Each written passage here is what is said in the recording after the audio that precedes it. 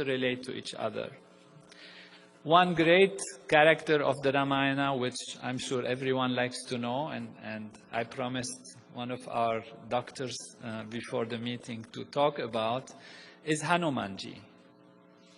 Hanumanji, how can we explain such a very complex character?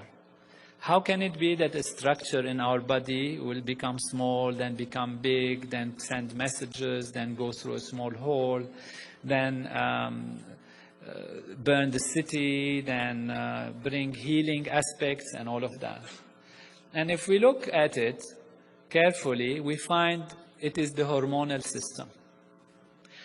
All our endocrine system together is under the control of Hanumanji. And you know, the hormones are very tiny molecules, you can't even see them under the microscope, that travel everywhere in the body, that can penetrate through small holes that sit on receptors. They send messages, they are messengers actually, and therefore this is how it is a message. Yet, as a whole, as a group, they are huge. In a split second or a few seconds, if you have a secretion of hormones, a certain type of hormone in the body, your whole metabolism can be changed, your digestion can be changed, your immune system can be activated or deactivated. And when you look in the Ramayana and see how Hanumanji is described, you actually find that this is a physiological description of the entire hormonal system. I let you read how the Vanaras, which are the monkey-like aspects, are actually guided, and their king, Vali and Sugriva, and the relationship between them, and how they actually control the hormonal system. If we look at the pituitary gland, which is called the master gland of the body, we find that the anterior pituitary gland is Sugriva, and the posterior pituitary gland is Vali. Angada is the son of Vali. There is a long story of how they interact to each other, how Vali goes into the cave, which is the Sella Turcica, a specific cave in our brain, actually, existing in our brain. And only Vali could go through it, Sugriva had to wait on the door. And the whole story, in its very delicate intricacies, how Vali told him, I will send the milk if I kill the demon. If all of you, I don't know how many will remember that. And you see that this part of the structure of the pituitary gland is related to milk secretion, how this part is related to other aspects that are described almost technically precisely in the Ramayana, in word for word, as if you just change the words and the Ramayana becomes a physiological book, a book of neuroanatomy or neurophysiology. It's just by translating the names from the ancient Vedic names to the modern names, you see an exact and precise description of what is taking place. And what is amazing also is that even if you go back into the stories, for example,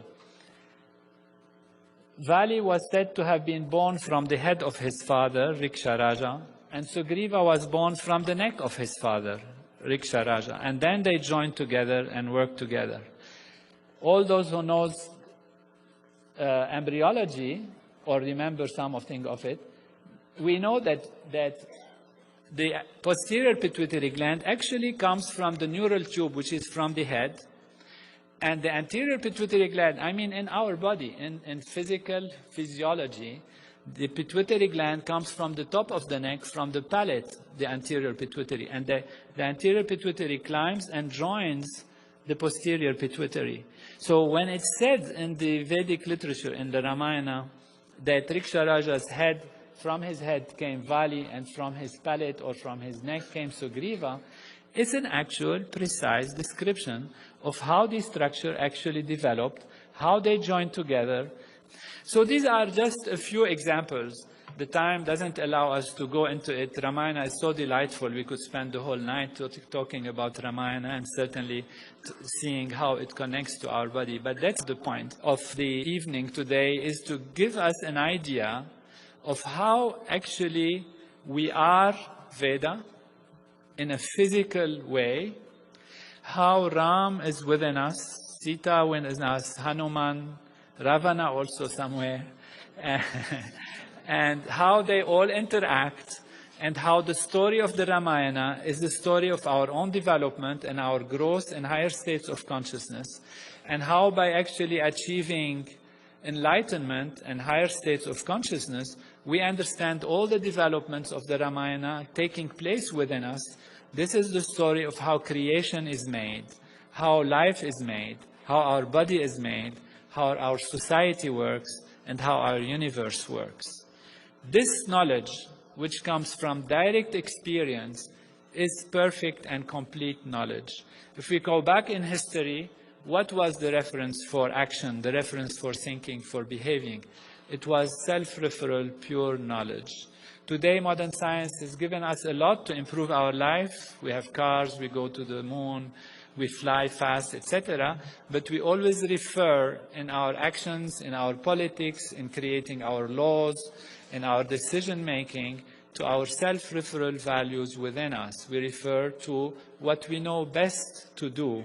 And that is because our physiology is also an instrument of knowledge that when perfected and when awakened in all of its values, it can know everything, it can be everything, and it can live life in perfection. You have that knowledge. Your tradition, your ancestors, your parents have upheld that tradition for generations and generations. And today it's only because modern science had advanced enough that we can truly recognize the value of this knowledge.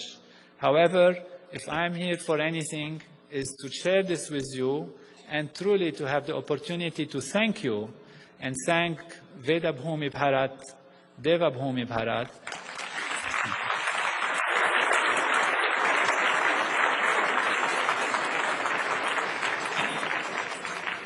and the holy tradition of Vedic Master, and of course my teacher, Maharshi Mahesh Yogi, for maintaining this knowledge and giving it to the world for the creation of a true Ram Raj, heaven on earth everywhere. Jai Guru.